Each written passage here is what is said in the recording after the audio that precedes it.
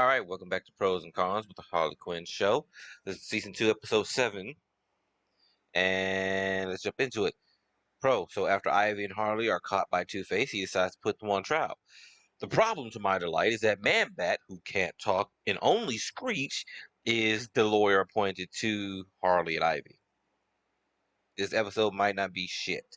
Well, it's gonna be shit. Season 2, just about every episode is shit. But there are episodes that make you feel hopeful. Anyway, this is Two-Face bringing up the fact that she hates people, and it almost made me talk about the same shit that I talked about last video about Ivy and her hatred and how she actually changed shit. And the fact that it almost made me do that makes this a con. Uh, I agree with Harley. Ivy could have gone free and then freed Harley, but she decided to not blame Harley for everything. Therefore, they're both going to get locked up, which is really stupid. I swear Ivy is doing everything in her power to not spend time with her fiance this season, because she really could have just blamed that shit on Harley and broke her out later. I mean, like, Harley literally mentions that you can go in and enjoy your honeymoon. Well, not honeymoon, plan the wedding and shit like that. But it's just, yeah, whatever. As entertaining as it was for Bane to push them into the pit, Ivy's scream is just fucking lazy. Seriously, you couldn't have had at least made it sound more convincing, like more legit. Like, that was just fucking lazy. Honestly, I would have put that as a con, but it was funny as shit to see Bane throw him down that pit. So yeah, con. This shit should be a crime punishable by death. Seriously, if you're the type of person that puts mayonnaise on your spaghetti and then later on in your beverage, you you deserve death. And I really don't like wishing death on people, but that shit deserves a death penalty. It most definitely does. I'm not sure why we're doing a Jim Gordon and Batgirl thing this episode. That's the B plot, side plot, whatever the fuck you want to call it. But yeah, yeah, it's happening. He's an alcoholic. His daughter's trying to talk to him about his alcoholism, even though he doesn't know Batgirl is his daughter. Whatever. Harley and Ivy come up with a plan to escape the pit by having Harley tell jokes that would piss people off and cause a riot after George Lopez does his set. And during that riot, would steal the chopper that George came in on. Yeah, that it would be. It's already a stupid fucking plan. The fact that Harley is the one coming up with it and going to be heavily involved in said plan makes it even worse because Harley fucks up every single plan in some way whatsoever. It doesn't matter. She's gonna fuck the plan up somehow. She fucks up the plan by not making her bed, and she gets punished by not being able to do her set after George Lopez. It it never fucking fails. That's literally the fucking formula in this entire series, bro. Goddamn Cheryl, fucking Cheryl. Bro, you know what? I no longer have a slight issue with the side story anymore. Jim finally gets his shit together with the help of his daughter, which I really, really like. That like he really needed to get his shit together. He's been just a sad and pathetic character until now. It was kind of hard to see, but it was funny a little bit, but it was getting really bad.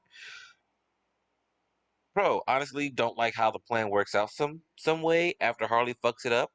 But Ivy did just pour her soul out on the stage about her situation.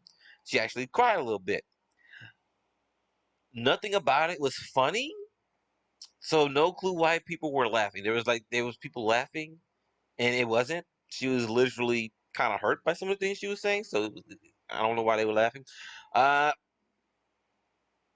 Ivy got everything off her chest, and I'm down for people getting shit off their chest, especially when it's like crushing you with all the shit that's going on in your life. Yeah, get that shit off your chest. You got to do it for your mental health because it'll drag you down.